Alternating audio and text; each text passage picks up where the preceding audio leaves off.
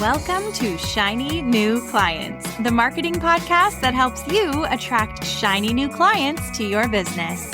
We'll talk about social media, what makes people buy, how to go viral, and marketing psychology, all in 20 minutes or less. Whether you're a coach, a stylist, or a wedding planner, if you've got a service-based business to sell, this is the show you need to fill your calendar. I'm Jenna Warner, your new marketing coach, and this is Shiny New Clients. It's really normal for people to say that they have nothing to post about. And I think what really happens is we just get so stuck thinking there's only one way that our social media can look, especially if you're looking at other people in your industry and trying to emulate them. Oh, don't do that. Don't do that. Don't try and be like anybody else. And monthly reminder that you have no idea if their content is actually working.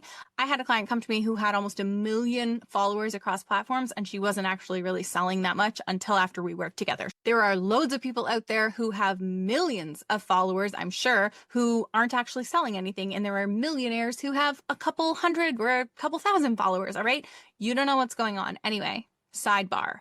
Actually, great transition. Our guest today is named Andrew Barr. I know this guy from a past life, but he recently blew up on social media. It's really fascinating to me how he was able to take the different things that he was interested in and craft this presence that is so fun to watch, also so inspiring. Like, who knew he'd be able to talk about addiction and cooking in the same video and they would just go viral? It's wild. So anyway, he isn't here yet, but I am here just to give you a content warning. We are going to be talking about addiction and recovery in this episode. There's probably gonna be some swears too. Andrew is a comedian. He is a recovering drug addict, and that is a big part of his presence. He's also about to do a really wild fundraiser for the rehabilitation center that he went to, which is why I wanted to have him on today. So with that, I give you Andrew Barr. Yay, beautiful. Imagine us back in our days where you worked in the kitchen and I was a bartender, and that's how we initially met. And now fast forward to here we are. Yeah, it's crazy. You used to find me sleeping in there sometimes. I loved that kitchen. You could really get a nap in. There was not a lot of orders happening. That's true. It was so slow and so hidden. Yeah, truly one of the sweetest jobs I've ever had. We did shots in there too a lot. Yes, for sure. I mean, we didn't. It was a joke. It wasn't a joke. Of course. No, we would never do that. Can you just tell everyone a little bit of context, who you are and what the hell has happened to you over the last, 3 years? Yeah, I guess, 2 to 3 years I've been actively doing social media. So I'm Andrew Barr. I'm a stand-up comedian. I've been doing stand-up comedy for, 15 years now. It's been. Started when I was 18. Yeah, obviously, since I've started, social media has become an increasingly important thing in our industry. I've been taking it more seriously for the last 2 to 3 years. And in that time, I've gone from, I think, 1,500 followers to 123,000 followers, or 124 now, on Instagram. Yeah, and like millions and millions and millions of views come Yeah, up. for sure. Yeah, I've had, I don't know, maybe 8 to 10 videos hit 1 million. And I do probably 500,000 views a month or something like that. So reasonably steady. One of the things that I love about your content is the way that you're able to combine topics and bring in the things that you're interested in, because so many people think that their lives are so boring that they couldn't possibly talk about anything, like maybe other than their business, because the people listening, they're business owners. But you have hobbies and interests that you share with the world and are able to like combine multiple topics in a way that makes it really, really interesting to watch and captivating. Yeah, I guess if I had any advice for anyone, working on their social media presence and stuff, I would say just throw things at the wall and see what kind of sticks, Sometimes you'll be surprised which videos it is that the algorithm latches onto and that do well.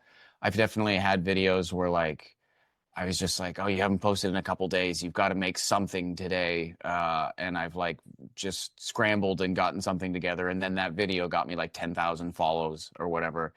So I think it's always better to just make it and get it out there.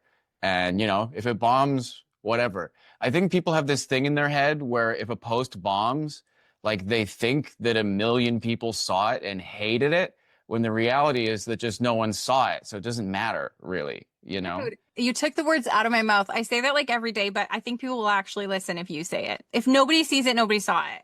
Yeah, so it doesn't matter. You can take it down if you want, or just it's not a big deal. Whatever. The algorithm didn't grab it, people didn't see it. It's okay. But yeah, I do post a lot of different stuff just because I'm not specifically knowledgeable about this stuff or really that good at it. So I just go volume and variety and throw out a lot of shit because yeah, I don't know, it's all kind of new for me. It was just sort of forced upon my industry. Like when I started stand up, it didn't matter if you were on social media or not. I remember learning what a hashtag was when I moved to Toronto in like 2010. I didn't know what that was. And now it's like so important for all of us to be doing it. But I play around. I do cooking stuff. I do fitness stuff. I do a lot of sobriety content and recovery stuff. That's probably my most successful. There's so many people out there that have huge accounts that don't even know, like, don't know any of the buttons. They don't know what they do. They know how to record and add subtitles and post, and that's it. Yeah. And I mean, that you can get pretty far with that, it seems. That's basically all I know how to do. It's funny, sometimes people will compliment me on my editing, which I think is hilarious because I have no idea how to edit. Other than like if you watch my videos, it's very simple. Like it's just like I'll say something and then it cuts and then it's me saying something again. And people have like complimented me on my style, but I'm like, it's really just born out of like if you watch it, it's very short. I almost like cut myself off when I'm talking. It's very short clips. Yeah. But I just started doing that because if I tried to talk for longer, someone would like honk their car horn or, like I'm recording stuff in this city. It's just noisy all the fucking time. And anytime I, try to do a long take, somebody ruins it. So I just started recording sentence by sentence because I was like, surely the universe will give me goddamn 3 seconds to get this one sentence out. And I'm always fighting to get it out with people power drills and random generators turning on and off from people's AC units, and it's a nightmare recording in the city. So that's the only reason that I do it like that. But people are like, "Oh, I really like that you do it like that." Yeah, man, like the quick edits, the voiceovers, which often I wonder if the voiceovers are sometimes born out of the audio getting destroyed as well. Yeah, right, yeah, sometimes. Children's television, like you can't watch a cartoon without the scene changing like every 3 seconds or so. You can play a game where you watch like Pepe Le Pig. I don't know if I don't think that's Yeah. called children's cartoons. And Yes. try and count to six, and you can rarely get to six before it changes. And so that very short, quick clips that was born out of necessity for you is exactly what helps people hold focus. Yeah, there is some intention there on my end as well, because I do think that when people are scrolling through social media, their attention span is shorter than if they were watching like a movie or a TV show. They give things less time. So if you watch my videos, I talk fast and I edit it so that I'm basically the next clip is almost cutting me off. Like often I'll lose like part of my last word just because I don't want there to be any dead air at all, because I feel like that's when people scroll away. And it's funny because I do a lot of like addiction recovery stuff and sobriety stuff, and often people comment and they're like, I don't think this guy's sober. I think he's still on drugs. Talking Because so I talk so fast. And my energy's a little manic, but I'm like, I'm truly just acting like that for the medium. I'm not like, I don't walk around the world talking like that to yeah. regular human beings. Well, But it seems to be effective for the medium. oh, 100%. And I mean, listener, you don't need to talk that fast. I talk fast. Andrew talks fast. We're both silly. You don't need to be silly. Like it's not the law, but see what you can take from that in like the pacing of it, even just cutting yourself off a little bit and lacking dead air. That's definitely going to help with the views. I suppose you have, for over a decade, been sharing parts of yourself on stage and been exposed, on stage. Was it scary starting to talk about stuff that like addiction and recovery that's very real to millions of people? Yeah, a little bit. Maybe not as much as it is for most people. I always say that like, once you get sober, you try to think of ways that you can give back, because certainly it took a lot of help from other people to get me where I am. So you think about what you can do to give back to your community. And with addicts, there's a lot of people have a lot of shame, and it's what prevents people from getting help often, is that they're ashamed of themselves and they don't want to admit to people that they have a problem. So a special skill that I have is I am typically like unafraid to embarrass myself in front of large groups of people because that's what doing stand-up comedy is for the most part, right? I've been embarrassing myself in front of rooms full of people for a long time. So it is easier for me to talk about than most people. And I decided to sort of use that skill to be helpful if I can. And I do get a lot of messages from recovering addicts and stuff saying that my videos have helped them along the way. But also, I do get a lot of people, telling me to relapse and wishing me death and stuff. And there is that part of the internet you are making yourself a little bit vulnerable. The internet is great, but it's also where all of the worst people hang out. So stuff like that does happen, and sometimes it's a little upsetting, but also good engagement. uh, Most of my videos that have been the most successful are the ones where people do argue a little bit in the comments. And I don't like specifically encourage that, but sometimes someone will say something horrible and then some kind person will come to my defense and then they'll argue for like days in the comment section. And I'm just like soaking in the views from their helpful algorithm behavior. Just kind of, I wrote an article about that literally so long, probably like 7 or 8 years ago, an article about that, which was like about how to handle negative comments. And one of the tips I gave was if you can handle it emotionally, if it's really bad and you can't handle it emotionally, just delete it, just block them, who cares? But if you can handle it, often your supporters are going to come to defend you in the comments, or someone who otherwise wouldn't have said something positive will just have an independent positive comment because that's like their style. And then yeah. the host gets all these comments, the algorithm sees the post getting comments, shows it to a bazillion people. Yeah, for sure. So do you think your ability to like handle embarrassing yourself and criticism, is that just an exposure therapy from being on stage? I think so. Yeah, definitely.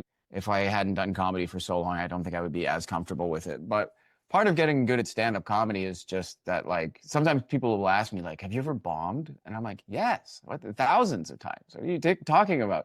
Thankfully, not very much anymore now that I've been doing it for a while and I'm a bit better at it. But when you're new, like, it's a really hard thing to do. And especially like starting at 18 years old, it's like I've bombed so many times, and it does like callous you a little bit for sure. Tell me more about that callus. Like people out here, they're listening, like people really want to know how to handle it. Even I want to know how to handle the negative comments and the like risk of showing up online and having somebody not like you. Like for normal people, Yeah. Andrew, it's way harder than it sounds like it is. Okay. Well, then let's don't even worry about the fact that I do stand up. I think just something that's important to remember is that people who are leaving really negative comments on things on the internet are not doing well mentally. They are having a hard time, whether they know it or not. They're miserable as a person.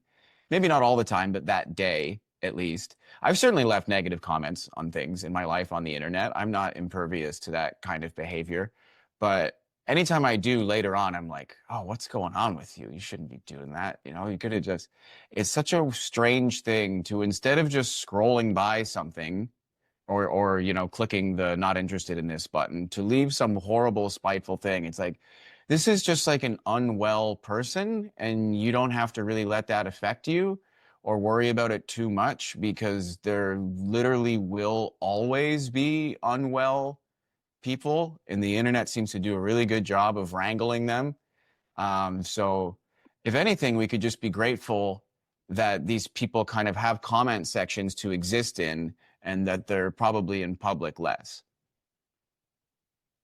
Beautiful. Okay, what about on the flip side? What about the praise? Like, do you think that it's supported your recovery to have this many people cheering you on? Yeah, I think for sure it's a little bit validating. It makes me feel good that I can contribute and give back in some way and engage with social media in a positive way. When I first started using social media and like trying to like post regularly, like I really didn't know what to do. I didn't start with the recovery stuff immediately. I just like was posting whatever. I had some friends who would do like reaction videos and stuff where they would like roast people and things like that. So I tried that a couple times, and I felt kind of bad, like not to judge them, but I just felt a little gross. I'm at home by myself scrolling through the internet, looking for a stranger to be mean to like benefit myself. It feels like not the most helpful contribution to the world. So I'm happy that with social media that I've, you know, found a way to engage with it that is on average, you know, a more positive contribution. Yeah. And I mean, if you can fully focus on the audience, right? Fully focus on making them laugh, on inspiring them, on making them feel less alone, then it does take a lot of personal pressure off of you. And a lot of people that I've worked with, when they start doing well in social, I ask them what changed. And their answer is often that they started not thinking about themselves anymore and just thinking about what people wanted to hear from them and what they wanted to interact with and the experience of the person watching the content. So almost like separating ourselves from it. It's definitely good to think about the viewer. That was some good advice I got when I was starting to post on socials. Like I have some friends that are, you know, in the hundreds of thousands of followers. And one guy was simply just like, yeah, think about what stops you when you're scrolling. You know, what would you stop and watch your own video? What makes you actually click follow on something? You know, think about the fact that it is another human being like you watching the thing. Yeah, absolutely. You have a very exciting week coming up, you psycho. Yeah. What have you committed to? So I'm doing a comedy special this month. I'm recording a special at Comedy Bar Danforth location in Toronto. Bit of a unique experience. It's going to be, now that I've been sober for like coming up on 3 years, I've wanted to do something to give back a little bit to the rehab center that I went to. And I'm really good at running. That's a skill that I have. So we're doing a big charity run. I'm going to run on a treadmill on a live stream for 12 hours. The treadmill is going to be on the stage at the comedy club. And then as soon as the 12 hours is up, we're going to fill up the room with audience. And then I'm going to immediately record the comedy special right after running for 12 hours. Why? The whole day, well, first of all, the fundraise for the charity, Right. but also the whole day is basically a metaphor for addiction, right? The treadmill is addiction. You know, you're stuck in one place. You can't move forward. You're doing the same thing over and over again, but you're not getting anywhere. Maybe at first it seems like a little bit of fun, but it's only getting harder and harder on your body. The more you do it slowly, this thing is breaking you down and breaking you down. And eventually you have to admit, I can't beat this thing. I just have to get off the machine. I have to stop. And the audience arriving is like intervention. That's people showing up who care about me and are there to support me, but not this weird thing that I'm doing, you know? And then me hitting stop on the treadmill and walking towards the audience is like a return to community. So that's kind of the little story that I'm trying to tell with it. When I tell people about the day, they do think that I'm kind of like a bit of a masochist, probably. But the day it's not like there's going to be a lot of pain. I'm going to really hurt my body. But the day isn't like about the pain. It's about what people are still capable of once they've put their pain behind them. Oh, that's beautiful. Yeah, right? Yeah, that's so nice. It's gonna smell in there. Yeah, maybe a bit. There's a lot of logistical stuff that can go wrong. That's part of the fun of it too, is that no one in the history of the world has ever done this. People have run that long on a treadmill before, but no one has ever done that and then recorded a comedy special right after. Nobody who's coming knows what it's going to look like. I don't know what it's going to look like. A million things could go wrong. Are people gonna wander in like throughout the day while you're So for the live stream while I'm on the treadmill, I'm putting a couch next to the treadmill and 2 comedians per hour are going to come in and just kind of shoot the shit, basically podcast all day. I'm going to like not talk to them. I'll have headphones in and I'll be listening to tunes because I need to super focus on the running. It's really hard to run for that length of time. But yeah, I will have comedy buddies coming in, engaging with the stream, shooting the shit, cracking jokes and stuff so that it's, you know, not just me running, which would be terribly boring to watch. That's so smart. I can run for like 3 minutes. And I'm trying. I'm learning. That's how it starts. 3 minute. When I started, I would run for like 2 minutes on, 1 minute off, 2 minutes on, 1 minute off. And then, you know, you gradually a little longer. And then before you know it, you run 100 kilometers. That's the goal. Distance is 100 kilometers. Well, that's inspiring. Yeah, I'm doing interval training too. I got the app Couch to 5K. And then great. And so I do the intervals like 1 minute on, 1 minute off. But the max I can probably do is about 3 minutes straight for now. but soon Yeah, be up there in a treadmill right next to you. absolutely. I was surprised when I started running, like if you're consistent with it, how quickly you can make progress.